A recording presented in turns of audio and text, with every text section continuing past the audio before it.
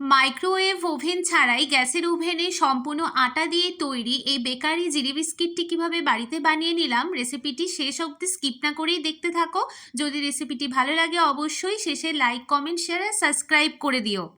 নিয়ে নিচ্ছি 100 গ্রাম মতো সল্টেড বাটার, আর ছোট সাইজের কাপে হাফ কাপ করে চিনির গুঁড়ো নিয়ে নিচ্ছি। তোমরা যদি পরিমাণ মতো নিতে চাও তাহলে এখানে বড় কাপে 1 কাপ প্লাস 1 চামচ মতো চিনির গুঁড়ো নিয়ে নেবে। এবারে এই চিনিটাকে ভালো করে বাটারের সাথে স্মুথ একটা পেস্ট তৈরি করে নেব। দেখো কালারটা পেল ইয়েলো কালার আসছে, আর হাত দিয়ে আমি চেক করে নিচ্ছি যে একটা স্মুথ পেস্ট আসছে কিনা। সুন্দর একটা কালার চলে এসছে। একটা স্ট্যান্ডার্ড সাইজের কাপে 1.5 কাপ মতো আটা নিয়ে নেব। যেহেতু এখানে আমার ছোট কাপ ছিল তাই ছোট কাপে 2 কাপ মতো আমি আটা নিয়েছি। আটাটাকে ভালোভাবে চেলে নিচ্ছি। এবারে একটু সামান্য পরিমাণ নুন যোগ করলাম, যোগ করছি হাফ চামচ মতো বেকিং পাউডার, আর 1/4 চামচ মতো নিচ্ছি বেকিং সোডা। জিরে আগে থেকেই ভেজে রেখেছিলাম সেটা দিয়ে দিলাম। এবার সুন্দরভাবে ভালো করে মাখতে থাকবো।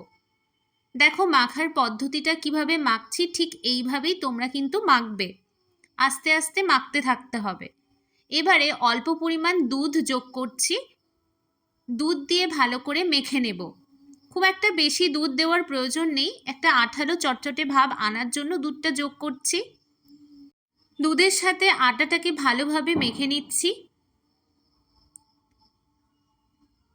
ভালোভাবে মেখে নিয়ে 10 মিনিট মতো রেস্টে রাখবো।